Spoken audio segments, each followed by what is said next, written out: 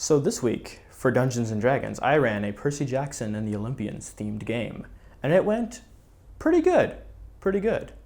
Not gonna lie. Let's talk about that. Do you have an intro? No. So this week, I ran a Percy Jackson themed D&D game, and it went pretty good. Kind of bad in some areas, but my players didn't notice, so doesn't really matter, but I'm still gonna talk about it. Forewarning, there will be spoilers for the Percy Jackson and the Olympians and Heroes of Olympus book series in this video. You have been warned. So, first off, nothing in my game was canon, or even an attempt to be canon, or even an attempt to be accurate in any way, shape, or form, so please don't kill me, because I know that it doesn't match the actual storyline of the books. I'm aware of that. But it was fun. So who cares, right? The story I kind of went with was if after the Giants' War, with Gaia and stuff, I pictured there being like a group of pro-Octavian Romans still in existence after the war. And the storyline was these people broke off from Camp Jupiter and became their own faction called Camp Troy, based on the Trojans, since a lot of Roman mythology draws their lineage from there. So I thought that would be cool. Basically, the whole thing with the Trojans, the new Trojans in this storyline, is that they're causing trouble for Camp Jupiter and Camp Half-Blood. They're trying to stir up some chaos because they're still pissed about the whole war thing. They still blame the Greeks for it. And so they're causing trouble. And Reyna has come to Camp Half-Blood to try and meet with Chiron and their leaders and resolve it. During her visit at the campfire that evening, Rachel Dare comes out and she has a new prophecy. In this prophecy, she says that there is a child of Poseidon that must go and find an ancient object called the Palladium. For those of you that don't know, the Palladium is like a small Athena Parthenos, but it was in Troy before the Greeks sacked it in the Iliad. A rumor has it that it went to Athens and then Sparta and back again, and then eventually ended up in the ancient city of Rome, was lost to history. So everyone's kind of freaking out because, hold up, Percy's off in Camp Jupiter right now with Annabeth. They just started college, right? It's only a few months after the war. They're done with quests. What are we gonna do?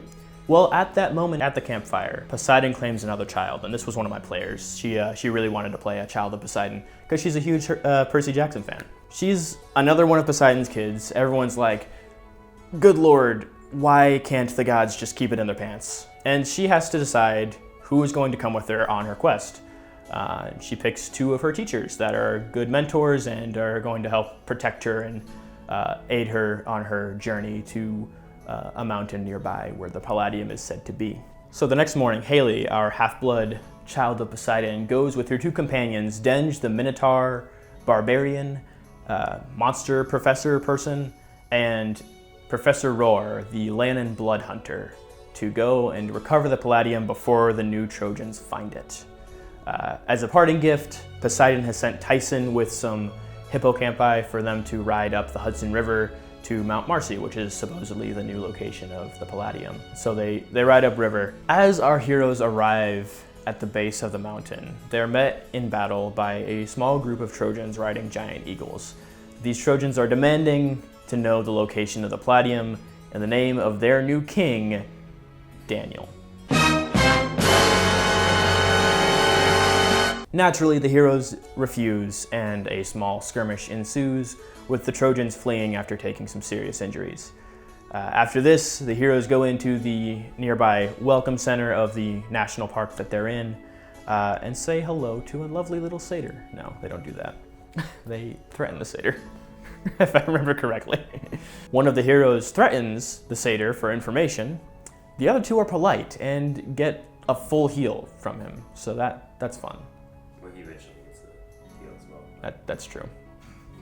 But he had to ask nicely first. Woodland the Satyr decides to help our heroes out by giving them a magical map to the top of the mountain that will take them to where their treasure is located.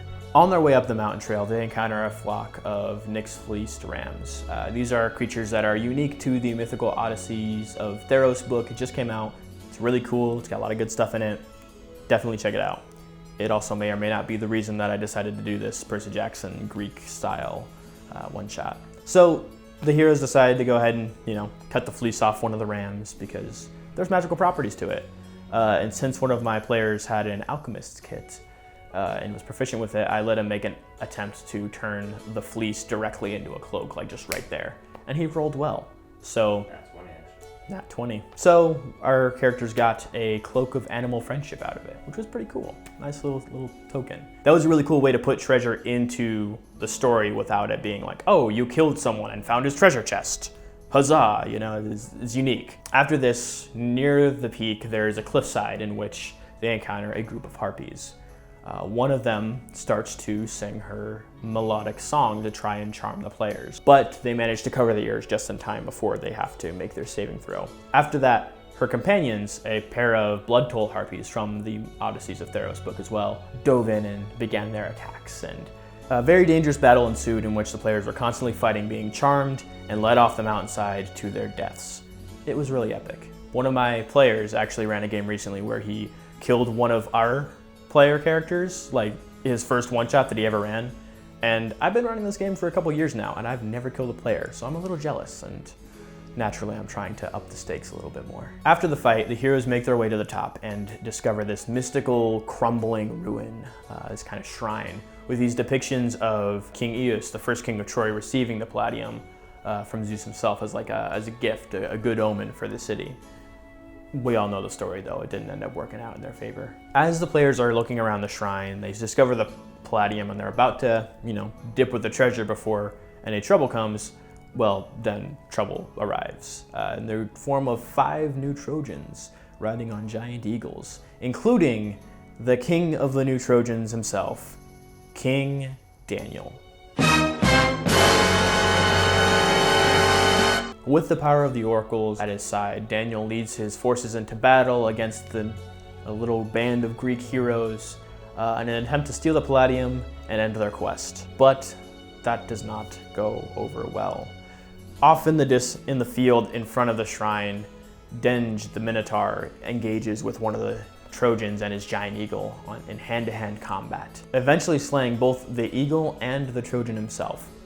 Meanwhile, both Roar and Haley are dodging arrows from above as they do battle with Daniel himself. Things weren't looking good for the Greeks until Professor Roar put the bloated agony curse on King Daniel, causing him to suffer severe pain and a lot of damage. At that moment, outside of the shrine, Denge finishes off the Trojan, and Daniel sees his comrade die in battle. In a rage, he sends out one last lightning bolt of power to try and kill the Minotaur, but because of the curse, it also kills him. Denge survived, but the Trojans' leader is now dead, and their 3 remaining ones fled on eagle's wings back to their camp. The Greeks were received back at Camp Half-Blood with a hero's welcome and treated to a feast at Camp Jupiter as well. And thus our story concludes for this chapter. So that was the session. That's my summary of everything that happened. Now I'm going to get to the things that I probably could have done better and just some takeaways I found from it as a dungeon master. The first thing I kind of thought about was I had way too much exposition in this game. Only one of my players was actually like a real Percy Jackson fan. The second one has read the books, but like in middle school. He hasn't read them recently or doesn't follow the fandom at all. And the third one has never read them and has no intention of reading them. He's kind of a loser.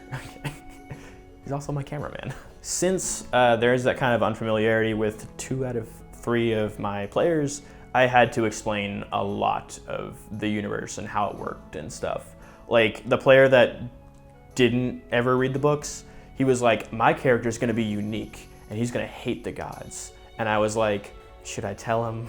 Literally all the characters hate the gods. So there, just stuff like that. I had to explain who Chiron was and Mr. D and the hippocampi and Tyson and Reyna and the giant war. I had to summarize in like a sentence, and it was a lot. By the time I realized it, like the first 15 minutes of the session had passed and I was still explaining the backstory at the table. And it was fine because, I felt like they were engaged, but one of my players told me after like a lot of the stuff went over his head, and I get it. It's a very convoluted storyline, It's not the sort of thing you want to try and explain at the table. I think that what I could have done was maybe do more environmental storytelling. If I'd organized the game that way instead of having them start at Camp Half-Blood, maybe they start going to Camp Half-Blood when, you know, Haley, the, you know, child of Poseidon, is still in the wilderness or whatever on her own. That might have been a better way to go about that. But I didn't, so here we are. The thing that works really well with Percy Jackson books and just their stories in general, anything by Riordan, is that the character drama kind of drives it. And especially with like the villains, like you develop a relationship with the villains. Luke's death at the end of The Last Olympian is so climactic because we've been developing with him this entire time. In my little storyline, King Daniel, I named him Daniel because I wanted him to have like a common, believable name, you know, for like a 15-year-old kid that's in the modern world. And he was fine and dandy, you know. I think seeing his friend die at the end and the final lightning bolt thing, I think that was dramatic. I even played some really dramatic music for that scene. It was excellent. James, go ahead and include a clip of that dramatic music right here.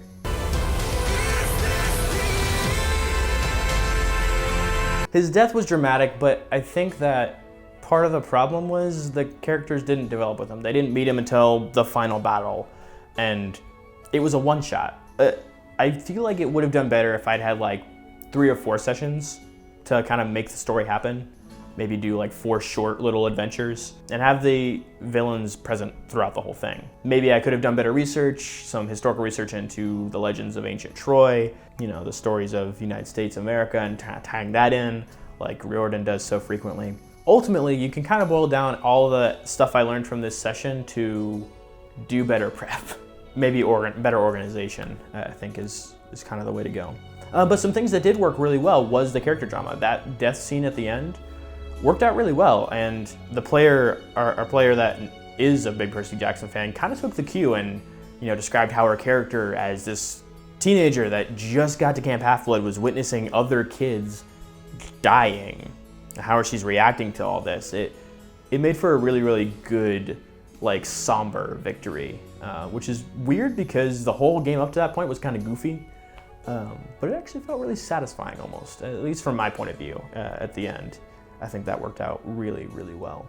One other thing, if I ever do another Percy Jackson type of one-shot, I don't know that I ever will, but if I do, I'm gonna make a requirement that the majority of the adventuring party has to be demigods. The reason for that being, it was a little weird to have 2 teachers and a student on this adventure.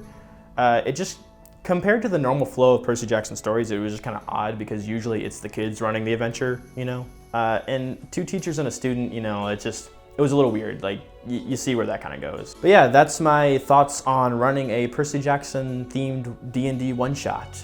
It was rough, it was non-canonical, the story didn't really make sense, but it was a heck of a lot of fun. If you guys like this kind of content, don't forget to subscribe, follow me on Twitter. Have a great night and happy gaming.